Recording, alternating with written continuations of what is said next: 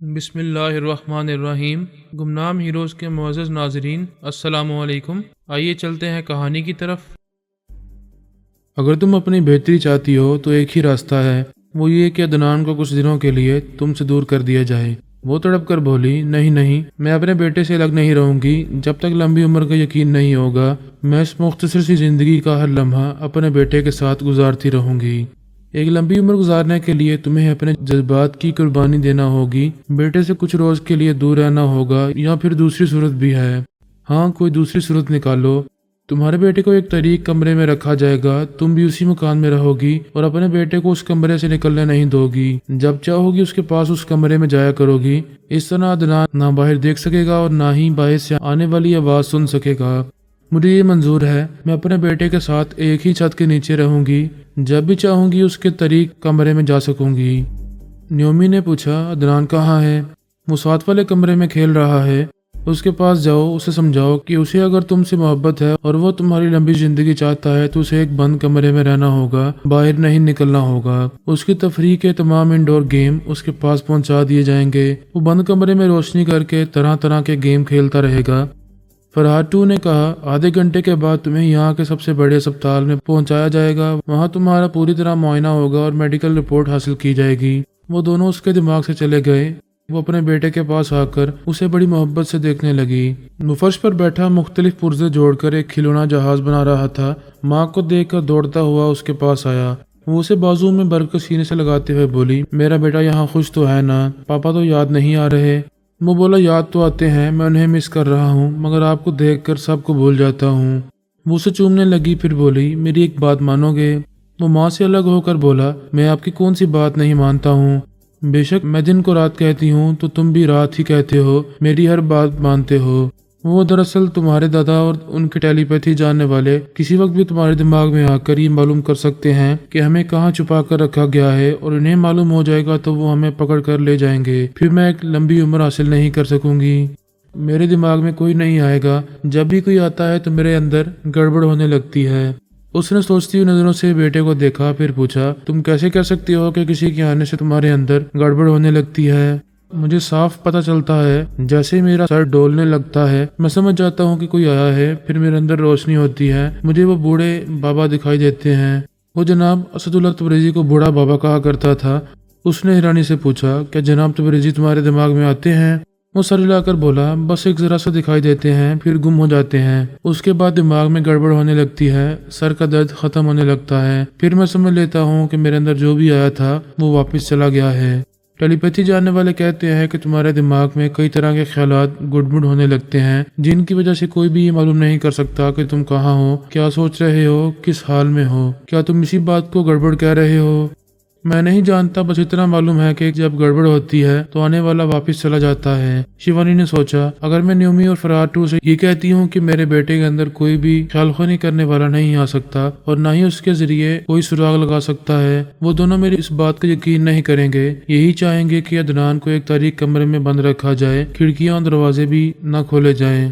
اس نے کہا، بیٹے اگر میں تم سے کہوں کہ اس کمرے میں کچھ دنوں تک بند رہو، باہر قدم نہ نکالو، تو کیا تم کمرے سے باہر آنے کی ضد کرو گے؟ اس نے انکار میں سر ہلا کر کہا، کبھی نہیں، آپ کو خوش رکھنے کے لیے میں اس کمرے سے باہر جھانک کر بھی نہیں دیکھوں گا۔ وہ خوش ہو کر اس کا ہاتھ تھامتے ہوئے بولی، تم بہت اچھے ہو، میری ہر بات مانتے ہو، یہاں تمہارے لیے اور بہت سے نئے نئے کھلونے لائے جائیں گے، تمہاری ضرورت کا ہر سامان پہنچایا جائے گا، بس آج سے یہ کھڑکیاں اور دروازے بند رہیں گے، میں تمہارے پاس آتی جاتی رہوں گی اور تم جب بھی پکارو گے میں دوڑی چلی آؤں گی۔ وہ پھر اسے گلے سے لگا کر چومنے لگی۔ آدھے گھنٹے کے بعد ایک کار دروازے پر آئی۔ نیومی نے اس کے اندر آ کر کہا، تمہیں ابھی اسپتال جانا ہے، عدنان اسی کمرے میں رہے گا، کھڑکیاں باہر سے بند کر دی گئی ہیں، دروازے کو بھی باہر سے لاک کر دیا جائے گا۔ اس نے کہا، میں نے عدنان کو اچھی طرح سمجھا دیا ہے، وہ پرابلم نہیں بنے گا۔ وہ پھر ایک بار عدنان کو سمجھا منا کر اسے کمرے میں چھوڑ کر باہر آ گئی، پھر دروازے کو لاک کر کے باہر کھڑی ہوئی کار کی پچھلی سیٹ پر آ کر بیٹھ گئی۔ وہ کار سٹارٹ ہو کر ایک اسپتال کی طرف جانے لگی۔ نیومی نے کہا، ابھی تمہارا مکمل چیک اپ ہوگا، اس کے علاوہ ہم نے ایک بہت بڑے تانترک مہاراج سے رابطہ کیا ہے، انہوں نے کہا ہے کہ تمہیں خواہ مخواہ موت سے ڈرایا جا رہا ہے، وہ تمہیں مرنے نہیں دیں گے۔ شیوانی نے اطمینان کی ایک گہری سانس لی، ڈوبتے کو تنکے کا سہارا ہی کافی ہوتا ہے، تانترک مہاراج کی اتنی سی یقین دہانی اس کے لیے کافی تھی۔ عدنان کی گمشدگی نے پھر ایک بار سب کو پریشان کر دیا۔ اعلیٰ بی بی نے امریکی ٹیلی پیتھی جاننے والے وائس مین کو اپنا معمول اور تابع دار بنا لیا تھا۔ یہ پہلے ہی بیان ہو چکا ہے کہ ایسے وقت نیومی نے بھی وائس مین کے دماغ میں پہنچ کر خاموشی اختیار کی تھی، چپ چاپ یہ معلوم کرتی رہی تھی کہ علی کس لب و لہجے کے ذریعے اس کے دماغ کو لاک کر رہی ہے۔ نیومی کے لیے اتنی ہی معلومات کافی تھیں۔ وہ آئندہ جب چاہتی اس لب و لہجے کے ذریعے وائس مین کے اندر پہنچ کر معلوم کر سکتی تھی کہ علی اور ہم سب اس امریکی خیال خوانی کرنے والے کو اپنا معمول اور تابع دار بنا کر انڈیا میں کیا کرتے پھر رہے ہیں۔ علی وائس مین کے اندر آ کر یہ معلوم کرنا چاہتی تھی کہ وہ عدنان کے اغوا کے سلسلے میں کیا جانتا ہے۔ جب سے وہ امریکی خیال خوانی کرنے والا انڈیا آیا تھا تب سے پارس، پورس، عدنان، شیوانی اور علی سبھی کے لیے مسئلہ بنتا رہا تھا۔ علی نے اس کے اندر پہنچ کر یہ سوال پیدا کیا، عدنان اور شیوانی اس وقت کہاں ہوں گے؟ وہ ممبئی کے اس محلے اور گلی کے بارے میں سوچنے لگا جہاں کے ایک مکان میں پورس، شیوانی اور عدنان رہتے تھے۔ اس کی سوچ کیا رہی تھی کہ وہ تینوں اسی مکان میں ہیں۔ علی نے اس کے چور خیالات پڑھے، تب بھی یہی معلوم ہوا کہ وائس مین ماں بیٹے کے اغوا کے سلسلے میں کچھ نہیں جانتا ہے۔ گھوم پھر کر فرار 2 کی طرف دھیان جاتا تھا۔ وہ نیا دشمن تھا اور بڑے ہی کروفر سے دشمنی کر رہا تھا۔ مجھے اور سونیا کو زخمی کر کے ساری دنیا کو حیران بھی کر رہا تھا اور متاثر بھی کر رہا تھا۔ علی خیال خوانی کے ذریعے الپا کے پاس آئی، پھر بولی، سسٹر، ایک اجنبی بہروپیہ نے ماما اور پاپا پر حملہ کر کے ہمیں چیلنج کیا ہے۔ میں پورے یقین سے کہتی ہوں وہ عدنان کو اغوا کر کے دوسری بار ہمیں چیلنج کر رہا ہے۔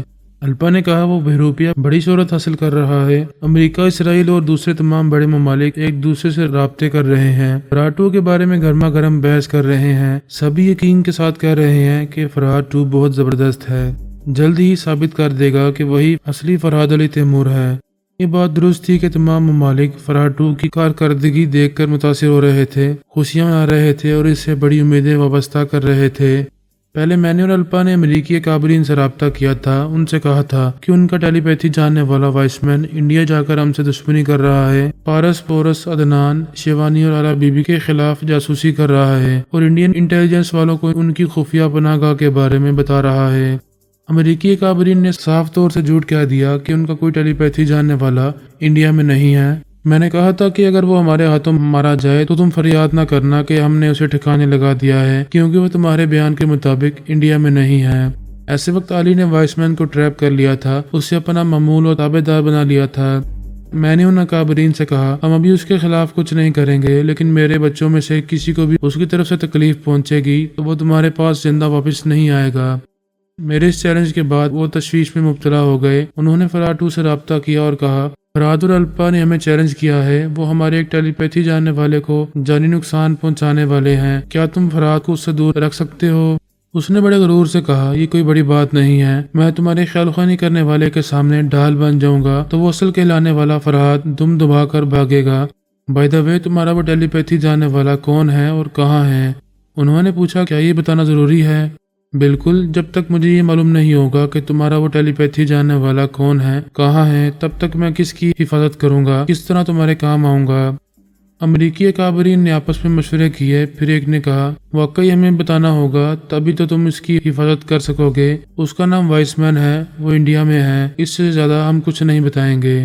اس نے ہنستے ہوئے کہا، اس سے زیادہ مجھے کچھ جاننے کی ضرورت بھی نہیں ہے، بس یوں سمجھو کہ اسی لمحے سے تمہارے ٹیلی پیتھی جاننے والے کی ڈھال بن چکا ہوں۔ تم ابھی فرحاد کو چیلنج کر سکتے ہو کہ وہ وہاں جائے اور اسے نقصان پہنچا کر دکھائے۔ نہیں، ایسا کوئی چیلنج ہمیں فرحاد سے نہیں کرنا چاہیے۔ ایک فوجی افسر نے کہا، ہماری معلومات کے مطابق سونیا اور فرحاد بابا صاحب کے ادارے میں ہیں، اب تم بھی انہیں کوئی نقصان نہیں پہنچا سکو گے، ان کے خلاف کوئی جوابی کارروائی نہیں کر سکو گے۔ وہ ہنستے ہوئے بولا، میں آکٹوپس ہوں، اپنے بے شمار ہاتھوں اور پیروں سے جب کسی کو جکڑ لیتا ہوں تو موت کے بعد ہی اسے مجھ سے نجات ملتی ہے۔ تم یہ کہنا چاہتے ہو کہ فرحاد کو بابا صاحب کے ادارے کے اندر بھی نقصان پہنچا سکتے ہو؟ پہنچا سکتا ہوں، اس کا پوتا عدنان اس کی جان ہے اور اب وہ میری مٹھی میں ہے۔ میں نے اس بچے کو اغوا کیا ہے، وہ میرا قیدی بنا ہوا ہے۔ تمام اکابرین نے چونک کر خوش ہو کر ایک دوسرے کو دیکھا، پھر ایک نے کہا، مسٹر فرحاد 2 آپ تو واقعی کمال کر رہے ہیں۔ علی اور الپا خیال خوانی کے ذریعے ان اکابرین کے اندر پہنچی ہوئی تھیں، بڑی خاموشی سے ان سب کی باتیں سن رہی تھیں۔ وہ بھی یہ سن کر چونک گئیں کہ عدنان کو اس کمبخت بہروپیہ نے اغوا کیا ہے۔ ان دونوں نے 2 امریکی اکابرین کے دماغوں پر قبضہ جمایا ہوا تھا۔ ان میں سے ایک نے الپا کی مرضی کے مطابق پوچھا، مسٹر فرحات ٹو، ہم حیران ہیں کہ آپ فرحات کے مقابلے میں اتنے بڑے کارنامے کیسے کر گزرتے ہیں۔ پلیز ذرا بتائیں، آپ کو کیسے معلوم ہوا کہ عدنان انڈیا میں کہاں ہے؟ آپ نے اسے کس طرح اغوا کیا ہے؟ علی نے جس عہدیدار کے دماغ پر قبضہ جمایا ہوا تھا اس نے بھی کہا، پلیز آپ یہ ضرور بتائیں کہ انڈیا میں آپ کی معلومات کے ذرائع کیا ہیں؟ وہ بولا، ذرائع پیدا کرتے رہنے سے پیدا ہوتے رہتے ہیں۔ ابھی تم نے کہا تھا کہ فرحات علی تیمور تمہارے ایک ٹیلی پیتھی جاننے والے وائس مین کو انڈیا میں نقصان پہنچانا چاہتا ہے۔ کیا آپ جانتے ہیں اس نے ایسا دعویٰ کیوں کیا ہے؟ وہ ذرا چپ ہوا، پھر بولا، کیونکہ فرحات علی تیمور کی بیٹی علی نے تمہارے اس ٹیلی پیتھی جاننے والے کے دماغ پر قبضہ جمایا ہوا ہے، اسے اپنا معمول اور تابعدار بنایا ہوا ہے۔ تمام امریکی اکابرین کو یہ سن کر شاک پہنچا تھا کہ ان کا ایک ٹیلی پیتھی جاننے والا اعلیٰ بی بی کا تابعدار بن چکا ہے۔ ایک نے کہا، مسٹر فرحات ٹو، ہمیں یقین نہیں ہو رہا ہے کہ علی نے ہمارے وائس مین کو اپنا تابعدار بنایا ہے۔ وہ تو بہت ہی ذہین ٹیلی پیتھی جاننے والا ہے، ایسی گمنامی کی زندگی گزارتا ہے کہ کسی کی نظر میں نہیں آتا۔ لیکن انڈیا جانے کے بعد اسے وہاں کے انٹیلیجنس والوں کے درمیان رہنا پڑا اور اعلیٰ بی بی ان انٹیلیجنس والوں کے ذریعے اس کے اندر پہنچ گئی۔ فوجی افسر نے کہا، وہ گارڈ۔ تبھی الپا اور فرحات نے دعویٰ کیا ہے کہ وہ جب چاہیں ہمارے اس ٹیلی پیتھی جانے والے کو نقصان پہنچا سکتے ہیں۔ فرحات ٹو نے بڑے فخر سے کہا، اور میں نے بھی دعویٰ کیا ہے کہ انہیں ایسا موقع نہیں دوں گا۔ الپا کے اعلی کار افسر نے پوچھا، تم انہیں کیسے روک سکو گے جبکہ علی ہمارے اس ٹیلی پیتھی جاننے والے کے اندر گھسی ہوئی ہے؟ یہ تو میرا کمال ہے کہ جہاں فرحات اور اس کے ٹیلی پیتھی جاننے والے پہنچتے ہیں وہاں میں بھی پہنچ جاتا ہوں۔ میں جب چاہوں وائس مین کو ان سے چھین کر تمہارے پاس پہنچا سکتا ہوں۔ ایک اور اعلیٰ عہدیدار نے کہا، ایسی بات ہے تو تمہیں پہلی فرصت میں وائس مین کو بحفاظت یہاں پہنچانا چاہیے اور ان سے نجات دلانا چاہیے۔ پہلے فرحات علی تیمور سے کہو کہ وہ اپنے چیلنج کے مطابق تمہارے وائس مین کو نقصان پہنچائے۔ جب وہ اسے نقصان پہنچانے لگے گا اور ناکام ہوتا رہے گا تو یہ میری سب سے بڑی جیت ہوگی۔ میں ساری دنیا کو دکھانا چاہتا ہوں کہ ہر میدان اور ہر مرحلے پر اسے کس طرح شکست دیتا جا رہا ہوں۔ ساری دنیا کو یہ تماشا دکھانے کے بعد میں وائس مین کو تمہارے پاس پہنچا دوں گا۔ علی اور الپا کے لیے یہ بات بھی چونکا دینے والی تھی کہ علی نے وائس مین کے دماغ کو لاک کیا تھا، اس کے باوجود فرحات ٹو اس کے اندر پہنچ جاتا ہے۔ الپا نے کہا، علی، اب یہ بات اچھی طرح سمجھ میں آ گئی ہے کہ فرحات ٹو نے پہلے وائس مین کے اندر پہنچ کر عدنان اور شیوانی کا پتہ ٹھکانہ معلوم کیا، پھر وہاں سے انہیں اغوا کیا۔ یہ بات بھی سمجھ میں آ گئی ہے کہ تم خوش فہمی میں مبتلا ہو، تم نے اسے اپنا معمول اور تابعدار تو بنایا ہے، اس کے باوجود یہ بہروپیہ فرحات اس کے اندر پہنچ جاتا ہے۔ علی نے کہا، یہ نقلی فرحات اس امریکی ٹیلی پیتھی جاننے والے کو ہم سے چھین کر یہ ثابت کرنا چاہتا ہے کہ وہ ہر مرحلے پر ہم سے سبقت لے جاتا ہے۔ اس بار میں اسے کامیاب نہیں ہونے دوں گی۔ میں وائس مین کے پاس جا رہی ہوں، اس کے دماغ کو پھر سے لاک کروں گی۔ اس وقت تک تم اس بہروپیے کا خیال رکھو، یہ ان سے باتوں میں الجھا رہے تو اچھا ہے، یہاں سے جانا چاہے تو تم اسے پھر باتوں میں الجھا دینا تاکہ میں وہاں وائس مین پر مختصر سا ترمیمی عمل کر سکوں۔ تم جو میں اس سے نمٹ لوں گی۔ علی وہاں سے چلی گئی۔ ایک امریکی فوجی افسر نے فرحات ٹو سے کہا، پتہ نہیں فرحات علی تیمور کب ہمارے وائس مین کو نقصان پہنچانا چاہے گا اور کب تم اسے دوسری بار شکست دو گے۔ اس وقت تک ہمارا ٹیلی پیتھی جاننے والا دو فرحات کے درمیان سینڈوچ بنا رہے گا۔ ایک اور فوجی افسر نے الپا کی مرضی کے مطابق کہا، اس کا ایک طریقہ تو یہ ہے کہ ابھی ہم فرحات علی تیمور سے رابطہ کریں اور اسے چیلنج کریں کہ وہ وائس مین کو نقصان نہیں پہنچا سکے گا۔ ہم اسے واپس امریکہ بلا رہے ہیں، اگر وہ روک سکتا ہے تو روک کر دکھائے۔ ایک اعلیٰ عہدیدار نے کہا، ابھی ہمارا وائس مین بخیریت ہے، کیا فرحات کو چیلنج کرنا اور اپنے وائس مین کے لیے خطرہ پیدا کرنا مناسب ہوگا؟ فرحات ٹو نے کہا، خطرے کی تو کوئی بات ہی نہیں ہے، آپ حضرات مجھ پر بھروسہ کریں اور ابھی فرحات کو چیلنج کریں۔ ایک نے کہا، وہ بابا صاحب کے ادارے میں ہے، ہماری اس سے براہ راست بات نہیں ہو سکے گی اور نہ ہی کوئی خیال خوانی کے ذریعے اس کے اندر پہنچ سکے گا۔ دوسرے عہدیدار نے کہا، ادارے کے انکوائری آفس والوں سے معلومات حاصل کی جائیں تو فرحات سے ضرور رابطہ ہوگا۔ الپا ان سے پہلے ہی بابا صاحب کے ادارے کے ایک انچارج سے رابطہ کر کے یہ کہہ چکی تھی کہ پاپا کو فوراً مجھ سے رابطے کا کہا جائے۔ میں نے اس کے پاس آ کر پوچھا، کیا بات ہے بیٹی؟ وہ مجھے وہاں کے حالات بتانے لگی۔ میں نے تمام باتیں سننے کے بعد کہا، ٹھیک ہے، وہ مجھ سے رابطہ کرے گا تو میں اسے باتوں میں الجھاتا رہوں گا، وائس مین کی طرف جانے کا موقع ہی نہیں دوں گا۔ اس نے کہا، پاپا، یہ بہروپیہ تو بڑی تیزی سے حملے کر رہا ہے، اتنی ہی تیزی سے اونھے منہ گرے گا، تم فکر نہ کرو۔ اس کی کچھ تو روک تھام ہونی چاہیے، ایسا نہ ہو کہ وہ عدنان کو کوئی نقصان پہنچائے۔ وہ ایسی ضرورت کبھی نہیں کرے گا، میں سب سمجھ رہا ہوں۔ وہ میرے پوتے کو اپنی قید میں رکھ کر مجھے بلیک میل کرنا چاہتا ہے، دیکھتا ہوں وہ مجھ سے کیا کہنے والا ہے۔ کیا آپ ادارے میں ہی رہیں گے؟ نہیں، جلدی باہر آؤں گا۔ اس سے پہلے معلوم کرنا چاہتا ہوں کہ یہ کون ہے اور کہاں سے آیا ہے۔ آپ نے کچھ تو اندازہ کیا ہوگا۔ یہ کمبخت ایسے اچانک آیا ہے کہ کچھ اندازہ نہیں ہو پا رہا، لیکن رفتہ رفتہ بہت کچھ معلوم ہو جائے گا۔ میں اپنے کوارٹر کے کمرے میں بیٹھا ہوا تھا، فون کی گھنٹی بجی، میں نے ریسیور اٹھا کر کہا ہیلو۔ دوسری طرف سے بابا صاحب کے ادارے کے انچارج نے کہا سر وہ بہروپیہ آپ کا نقال آپ سے بات کرنا چاہتا ہے۔ ٹھیک ہے رابطہ کراؤ۔ رابطہ ہو گیا، پھر اس کی آواز سنائی دی، ہیلو میں فرحاد علی تیمور بول رہا ہوں۔ میں نے کہا وہ تو میں ہوں۔ نہیں میں اصل فرحاد ہوں۔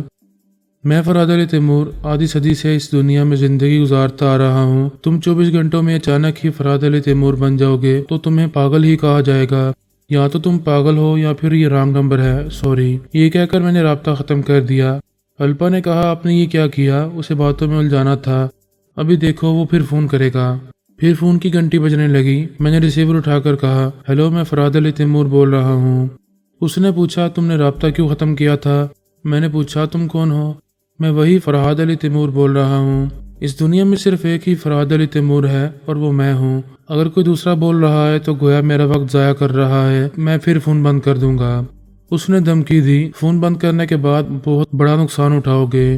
پہلے مجھے معلوم ہونا چاہیے کہ میں کس سے بات کر رہا ہوں، اس کے بعد نقصان کے بارے میں سوچوں گا۔ اب اگر تم نے درست تعارف نہیں کرایا تو میں فون بند کر دوں گا۔ اگر تم ضدی ہو تو میں بھی تم سے کسی طرح کم نہیں ہوں، جو میرا نام ہے وہی بتا رہا ہوں۔ اگر تم نہیں مانتے تو کسی بھی نام سے مجھے مخاطب کرو اور بات کرو۔ میں نے کہا ٹھیک ہے مسٹر تھو، بولو کیا کہنا چاہتے ہو۔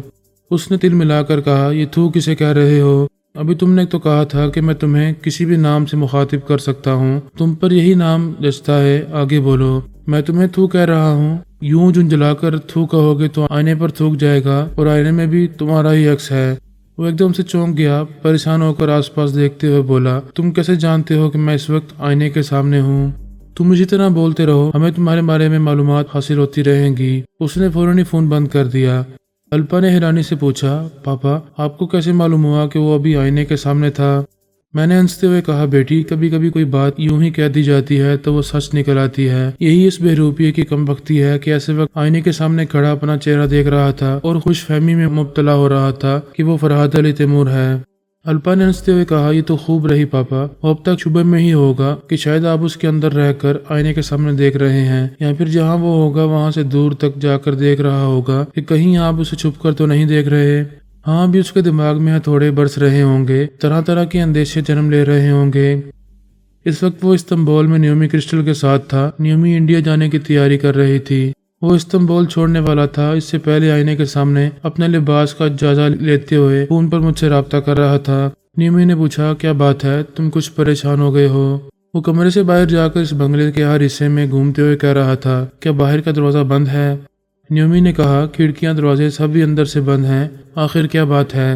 وہ کمبخت ایسے بول رہا تھا جیسے مجھے آئینے کے سامنے بات کرتے دیکھ رہا ہو۔ نیومی نے کہا وہ روحانی علوم جاننے والوں کا ادارہ ہے اور وہ وہاں بیٹھ کر بول رہا ہے، یقیناً اسے کسی روحانی قوت سے معلوم ہو گیا ہوگا کہ تم اس وقت کہاں ہو۔ وہ دونوں پھر کمرے میں آئے۔ اس نے اپنی چھوٹی سی اٹیچی اٹھاتے ہوئے کہا ہمیں یہاں سے فوراً نکل جانا چاہیے، یوں بھی فلائٹ کا وقت ہو رہا ہے۔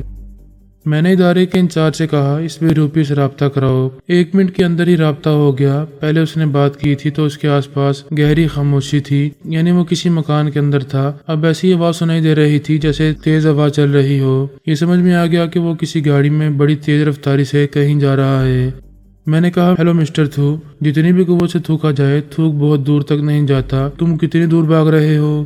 اس نے غصے سے کہا یو شٹ اپ، میں تم سے نمٹنے والا ہوں، ذرا سا انتظار کرو۔ میں نے علی کو مخاطب کیا، پھر کہا میری جان کہاں ہو، کیا کر رہی ہو؟ عدنان کا کوئی سراغ مل رہا ہے؟ اس نے کہا یہ تو آپ کو معلوم ہو چکا ہوگا، کسی بہروپیے نے عدنان کو اغوا کیا ہے، پتہ نہیں ممبئی سے دور اسے کہاں لے گیا ہے، مگر انڈیا کے اندر ہی ہے۔ اس رات ممبئی ایئرپورٹ سے ایک فلائٹ دہلی گئی تھی، دوسری بہار کے ایک شہر پٹنہ گئی تھی اور تیسری فلائٹ کلکتہ گئی تھی۔ ان تمام شہروں میں ہمارے جاسوس ہیں، وہ معلوم کرنے کی کوشش کر رہے ہیں کہ کوئی عورت اپنے 5 برس کے بیٹے کے ساتھ اس شہر کے کس علاقے میں رہنے آئی ہے۔ میں نے کہا کوئی ضروری نہیں ہے کہ وہ اسی شہر میں رہے، دشمن چالاک ہے، وہ اسے ان شہروں سے دور کسی دوسرے شہر یا گاؤں میں ان ماں بیٹے کو قیدی بنا کر رکھ سکتا ہے۔ میں بھی چند خیال خوانی کرنے والوں کے ساتھ ان 3 شہروں کے ایئرپورٹس میں پہنچ رہا ہوں۔ جس رات انہیں اغوا کیا گیا اس رات کی تمام فلائٹس کے مسافروں کو چیک کیا جائے گا۔ جتنی عورتوں کے نام کسی بچے کے ساتھ پائے جائیں گے ہم ان تمام عورتوں تک پہنچنے کی کوشش کریں گے۔ یس پاپا، آپ کو چند خیال خوانی کرنے والوں کے ساتھ یہاں رہنا چاہیے۔ کیا تم نے وائس مین کے دماغ کو دوبارہ لاک کیا ہے؟ جی ہاں، میں نے پھر ایک بار مختصر سا ترمیمی عمل کیا ہے۔ اب وہ بہروپیہ اس کے اندر پہنچ نہیں سکے گا۔